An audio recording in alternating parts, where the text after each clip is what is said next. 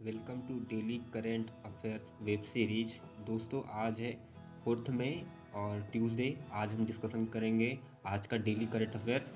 तो आइए दोस्तों चलते हैं आज का फर्स्ट टॉपिक लेते हैं। आज का फर्स्ट टॉपिक तो खबरों में ताइवान क्यों बना हुआ है दोस्तों। तो कारण देख लेते हैं कि ताइवान ने हमारे लिए जो अभी कोरोना पैंडेमिक चल रहा है दोस्तों उसमें मदद भेजी है। ऑक्सीजन जो हमारे यहाँ पर क्राइसिस चल रहे हैं दोस्तों, ऑक्सीजन को लेकर के, गैस सिलेंडर को लेकर के, तो ताइवान ने हमें हमारे लिए मदद भेजी है कि उन्होंने जो बोला है कि हम मदद करेंगे आपको। कुछ ऑक्सीजन ग्राफ देख रहे हैं दोस्तों कि हमारे यहाँ पर ऑक्सीजन एटमॉस्फेयर पे क्या कितने परसेंट होता है। तो नाइट्रोजन 78% होता है दोस्तों, और ऑक्सीजन 21%, और अदर गैसेस देखेंगे तो आर्गन्स होते हैं और कार्बन डाइऑक्साइड होती है, तो ये कुछ अदर्स गैस में आते हैं। तो अगर हम देखें तो ये कैसे काम करता है जो हमें भेजा गया कंस्ट्रक्शन। तो आप देख रहे हैं कि एयर में क्या होता है, 80% नाइट्रोजन गैस होती है। और जब 80% नाइट्रोजन गैस होती है दोस्तों, तो यहाँ से वो प्योर नहीं हो पाता। तो हमें जो भेजी जा रही मशीन, वो क्या करेगी मशीन, इसके तहत उसे प्योर करेगी, एटमॉस्फियर से ऑक्सीजन लेगी और मशीन के थ्रू उसे आप देख पा रहे हैं फर्स्ट रिमूव करेगी, सेकंड फिर ये बर्न करके निकलेगी। जब तो हमारे पास 90 to 95% प्योर ऑक्सीजन हमारे लिए पर्याप्त हो पाएगी। और ये मशीन हमें कौन भेज रहा है, ताइवान भेज रहा है। आई होप दोस्तों आपको ये टॉप क्लियर हुआ होगा। दोस्तों आप ये जो मशीन देख रहे हैं इसका नाम है कंसनट्रेटर सिलेंडर। और ये क्या करती है, एटमॉस्फेयर में उपस्थित एयर से 80% नाइट्रोजन को रिमूव करके 90 to 95% ऑक्सीजन हमें शुद्ध करके हमारे लिए एक सिलेंडर में देती है। ठीक है दोस्तों, तो अभी ताइवान कहाँ पर है तो हम इसका लोकेशन मैप में देख लेते हैं। तो ये भारत से आप देख पा रहे हैं, भारत से कितने यहाँ पर ताइवान है, सॉरी दोस्तों, यहाँ पर ताइवान है। ये हमारे ईस्ट जोन में पड़ता है, बहुत दूर है वैसे, लेकिन ये मदद कर रहा है। ये ताइवान चीन के हिस्से में आता है। जैसे हमारे यहाँ पर पहले बहुत सारे इशूज़ थे जम्मू कश्मीर को लेकर के, वैसे ताइवान के साथ चीन के बहुत सारे इशू है। चीन कहता है दोस्तों कि ताइवान मेरा हिस्सा है, लेकिन ताइवान एक फ्री कंट्री रहना चाहता है। तो इसको लेकर के चीन के साथ बहुत सारे इशू चल रहे हैं। हम चूँकि चीन से मदद नहीं ले पा रहे हैं, इस वजह से भी प्रॉब्लम्स हमारे यहाँ पर बहुत सारी दिक्कतों का सामना करना पड़ रहा है। पूरे एकदम से हमारे यहाँ पर क्या हो रहा है कि पूरे क्राइसिस आ गए हैं दोस्तों, आपातकाल स्थिति लग चुकी है। हेल्थ हेल्थ इंफ्रास्ट्रक्चर पूरा गिर चुका है। तो ताइवान क्या कर रहा है, हमारे लिए मदद कर रहा है दोस्तों, सिलेंडर, ऑक्सीजन सिलेंडर हमारे लिए भिजवा रहा है। तो देख लेते हैं हम मैप में कहाँ पर है। तो ये आएगा दोस्तों कहाँ पर, ये देख लीजिए मैप। तो इसकी राजधानी क्या है, इसकी कैपिटल क्या है, ताइपी। और ये ताइवान क्या है दोस्तों, ताइवान के बारे में देख लेते हैं कि इसके साउथ एशिया सी पड़ेगा साउथ में, और इधर ईस्ट जोन में पड़ेगा फिलीपीन सी, और ऊपर पड़ेगा, ऊपर तो इसके चाइना पड़ जाएगा, साउथ में चाइना पड़ जाएगा, और ईस्ट जोन में पड़ जाएगा इसके जापान। सो इसके कुछ की फैक्ट्स देख लेते हैं दोस्तों। इसके की फैक्ट्स है, Taiwan officially known as Republic of China. इसे क्या कहा जाता है, इसे रिपब्लिक ऑफ चाइना के नाम से भी जाना जाता है। अब ये कौन कौन दोस्तों, इसे ईस्ट एशिया का हिस्सा माना जाता है ताइवान को। तो वेस्ट में पड़ता है इसके चाइना, और ईस्ट नॉर्थ ईस्ट में जो नॉर्दर्न इलाका दोस्तों वो पड़ता है जापान, और साउथ में पड़ता है फिलीपींस। आपने देखा होगा, तो ये आपको दिख पा रहा है दोस्तों, ये फिलीपींस है ये, और ईस्ट में ये दिख रहा है आप जापान।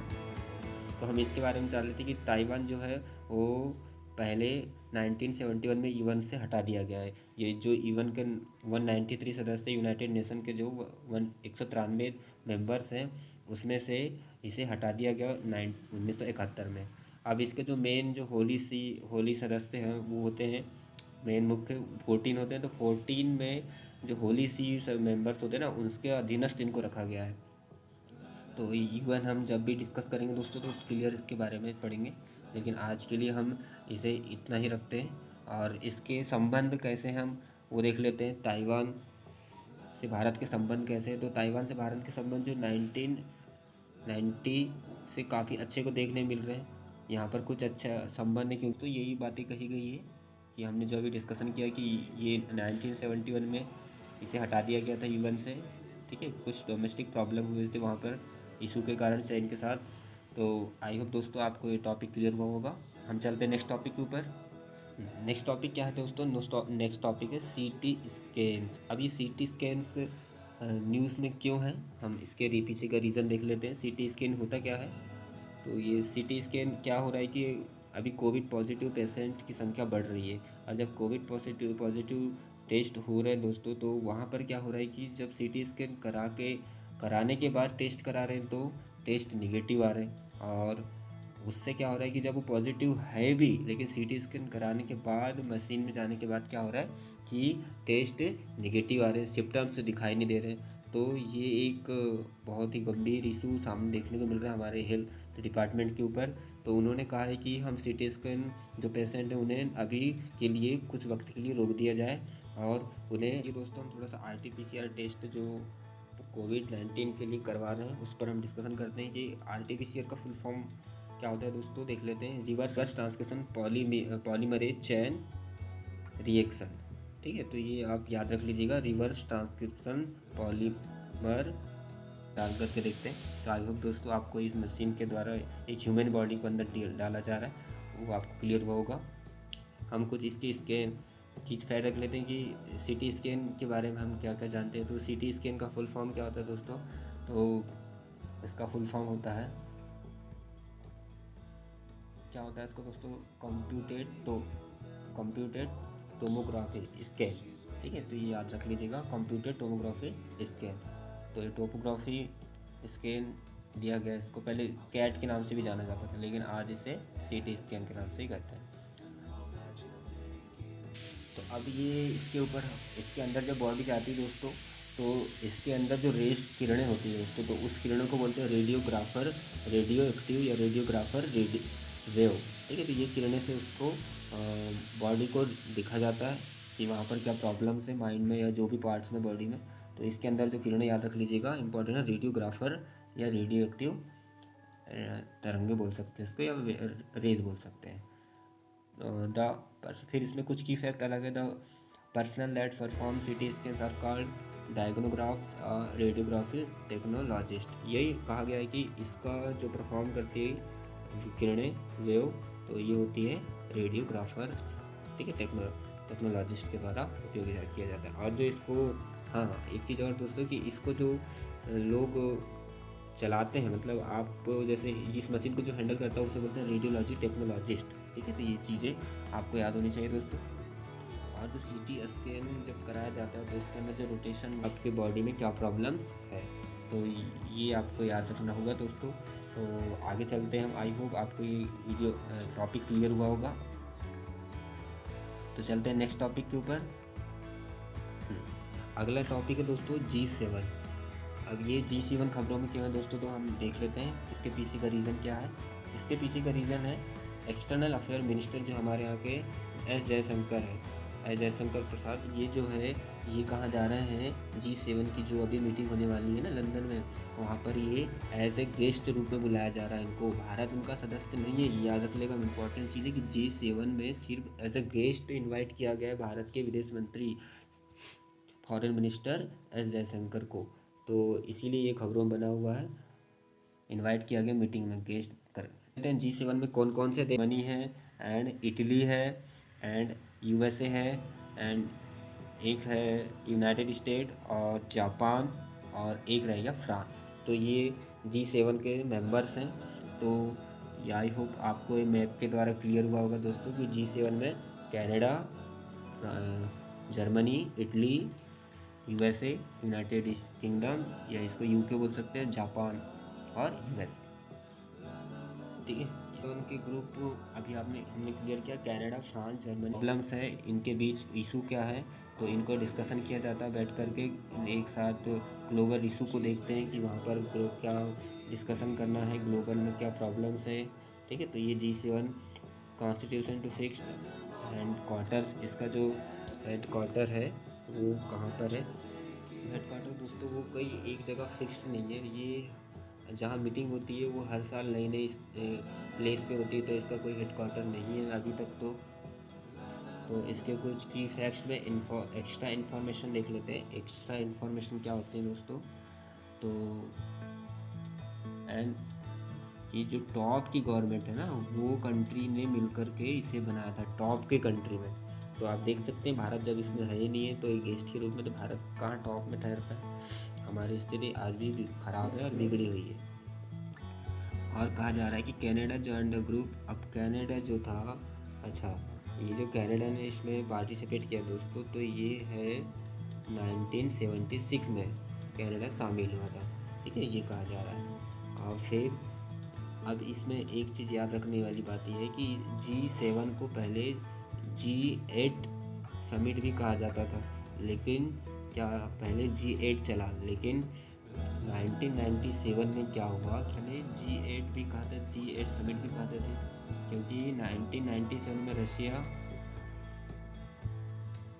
इसमें ज्वाइन किया था, ठीक है। पहले 7 थे, फिर 8 हुए, फिर रशिया को 2014 में यहाँ से निकाल दिया गया। इसके पीछे का रीज़न बताया गया है कि वहाँ पर जो क्रीमिया एक क्षेत्र है ना, वहाँ पर यूक्रेनिया है ना, ऑफ द क्रीमिया रीजन के क्षेत्र में आता है यूक्रेनिया, तो उसको यहाँ क्षेत्र बताने लगा। तो इस वजह से रूस को इस G8 मेंबर्स से G7 मेंबर्स होना पड़ा। G7 मेंबर्स आज इसे G7 समिट के नाम से कहा जाता है। तो आई होप दोस्तों आपको ये टॉपिक क्लियर हुआ होगा। तो आगे चलते हैं नेक्स्ट टॉपिक के ऊपर। अब नेक्स्ट टॉपिक है वर्ल्ड प्रेस फ्रीडम डे। तो वर्ल्ड प्रेस फ्रीडम डे है, न्यूज़ में हम इसके बारे में डिस्कशन करेंगे। तो 3 मई को क्या किया गया है, world press freedom day celebrate किया गया है, ठीक है। तो वर्ल्ड में मतलब पूरे देश में जो प्रेस की आज़ादी है उसको लेकर के ये दिवस मनाया जाता है।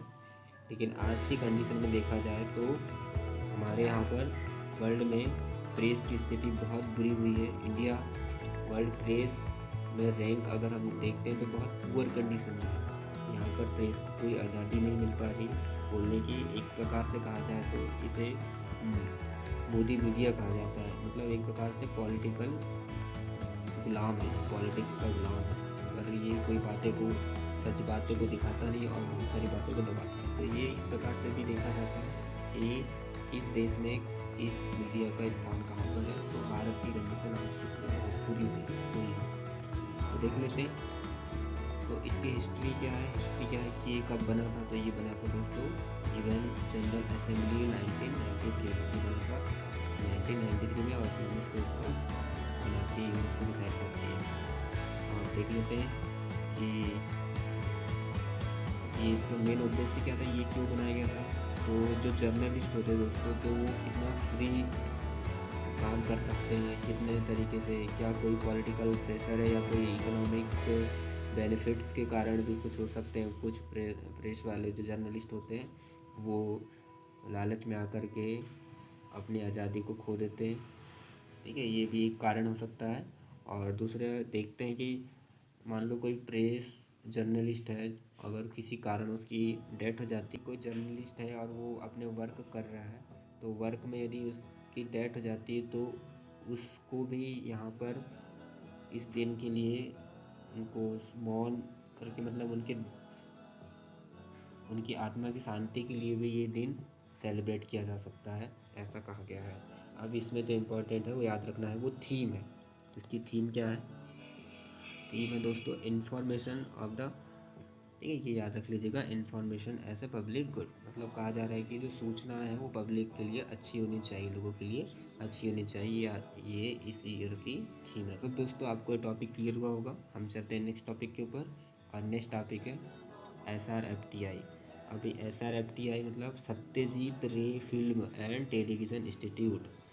अब ये बहुत क्यों न्यूज़ में है, तो इसका कारण है कि जो संडे को सेरेमनी थी 2 मई को, वो क्या थी, 100वीं सेंचुरी थी, ठीक है। इनके जो बर्थ सेंचुरी थी वो क्या थी, 100।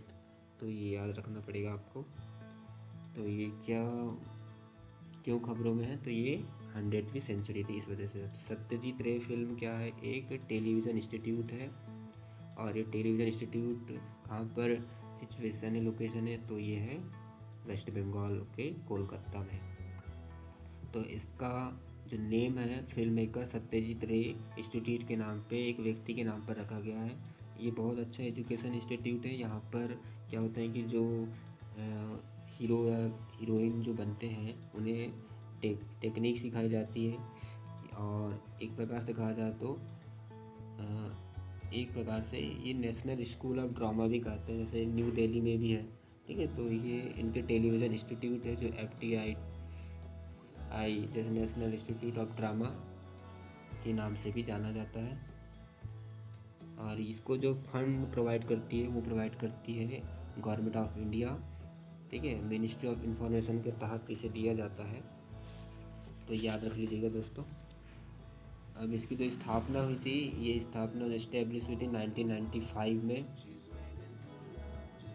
और बाकी तो फिर कुछ है ही नहीं है इसमें। आगे चलते हम।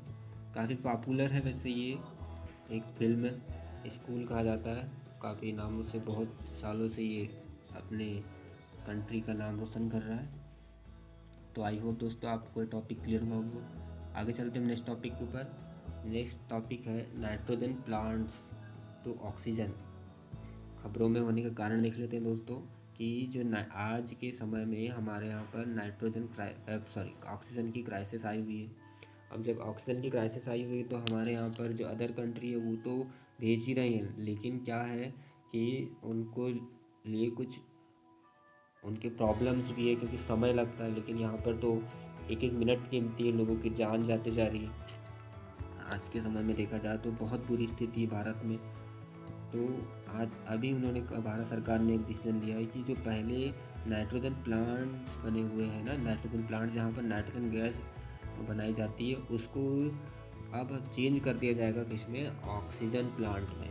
मतलब जहाँ नाइट्रोजन गैस, अभी सब फैक्ट्रियाँ तो बंद है वैसे भी, आपको पता है ना, जो हम चिप्स खाते हैं उसके अंदर क्या होती है, नाइट्रोजन गैस होती है, और वो क्या करता है किसी भी जो प्रोडक्ट है उसको सेफ बना करके रखता है। तो अभी हमारे यहाँ पर वैसे उद्योग धंधे सब लॉकडाउन चल रहा है, इस वजह से वो नाइट्रोजन प्लांट को ऑक्सीजन प्लांट चेंज करके ऑक्सीजन बनाई जाएगी, और जिससे हम इस कोविड-19 के पैंडेमिक को हरा पाएंगे। तो देख लेते हैं इसके कुछ की फैक्ट क्या है दोस्तों। की फैक्ट में देख लेते हैं कि अब ये कारण क्या हो रहा है कि वेरियस सच पोटेंशियल इंडस्ट्रीज़, आपको बहुत सारी जो इंडस्ट्री है उन्होंने बोला है कि हम अब ऑक्सीजन, नाइट्रोजन के बदले ऑक्सीजन के प्लांट्स बनाएंगे। और नाइट्रोजन बनाने के लिए क्या क्या लगते थे वो देख लेते हैं।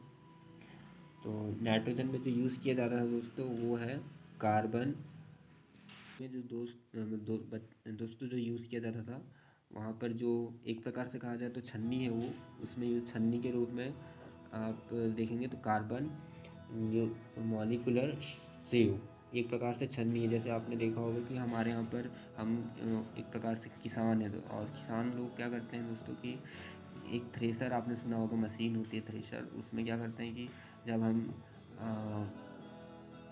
मशीन में चना काटते हैं तो चना के समय चने की छन्नी लगा लेते हैं, और जब उसी थ्रेसर में हम जब गेहूँ को फ्रेश करते हैं तो गेहूँ के लिए हम गेहूँ की छन्नी का उपयोग करते हैं, लेकिन थ्रेसर तो एक ही होता है। उसी तरीके से यहाँ पर कहा गया प्लांट है, लेकिन प्लांट के नाम से हम नाइट्रोजन के बदले ऑक्सीजन लगा जाएंगे, और क्या चेंज करके CMS मतलब कार्बन मॉलिक्यूलर से वो चेंज करके हम उसके बदले में क्या लगा देंगे, जियोलाइट मॉलिक्यूलर शेव। ठीक है, तो ये कहा गया है कंपनियों के द्वारा। तो ये CMS और ZMS में अंतर है, ये आपको याद रखना है। ठीक है, तो यही बातें कही गई है। नेक्स्ट टॉपिक है दोस्तों स्पेस एक्स। अब ये स्पेस एक्स के बारे में आपको थोड़ा सा हम इंफॉर्मेशन दे देते हैं। स्पेस एक्स है क्या दोस्तों, ये है एलोन मस्क की स्पेस एजेंसी। अब एलोन मस्क CEO है स्पेस एक्स के, और इन्होंने इसको फाउंड किया था 2002 में। ठीक है, अब ये नासा के साथ मिलकर के एक प्रोजेक्ट पर काम कर रहे थे। अब उन्होंने कहा है कि 2 मई को जो है अभी 4 पीपल, जो 4 लोग थे ना, वो वापस आए हैं स्पेस स्टेशन से, वापस आए हैं, अंतरिक्ष से वापस आए हैं, और इनको कहाँ पर उतारा गया गल्फ ऑफ मेक्सिको के क्षेत्र में इन्हें वापस उतारा गया है।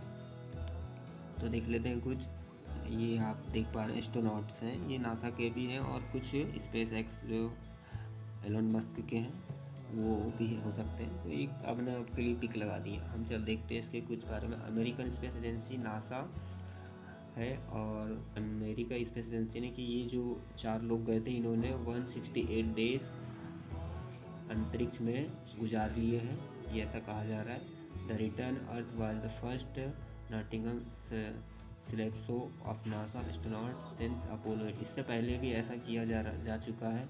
अपोलो 8 भी पृथ्वी पे वापस आया था 1968 में, ऐसा कहा जा रहा है। The permission was the part of NASA trading public private partnership. जैसे ये कहा गया है कि नासा और स्पेस एक्स दोनों मिलकर के ही यहाँ पर प्रोग्राम चला रही है अमेरिका में। आपको पता है ये इलेक्ट्रिक व्हीकल भी एलोन मस्क के द्वारा दिया गया एक प्रोजेक्ट था। तो ये टेस्ला जो कारें हैं ये भी बनाती है एलोन मस्क की। आगे इनके बहुत सारे हैं, वैसे ये बहुत सारे टनल्स भी के ऊपर भी काम कर रहे हैं। और आने वाले समय में ये कहा जा रहा है कि ये रिमोट कंट्रोल वाली कारें भी जो आपको घर बैठे बैठे बिना ड्राइवर के ही कहीं से कहीं भी ले जा सकती है और कम समय में। काफ़ी अच्छी टेक्नोलॉजी एलोन मस्क के द्वारा दी जाने वाली आने वाले कुछ फ्यूचर में, ऐसा कहा जा रहा है। सो आई होप दोस्तों आपको आज के टॉपिक सारे क्लियर हुए होंगे, आशा करता हूँ। तो मेरे इस लेक्चर को वाइडली शेयर करें, सब्सक्राइब करें। Good bye, have a nice day.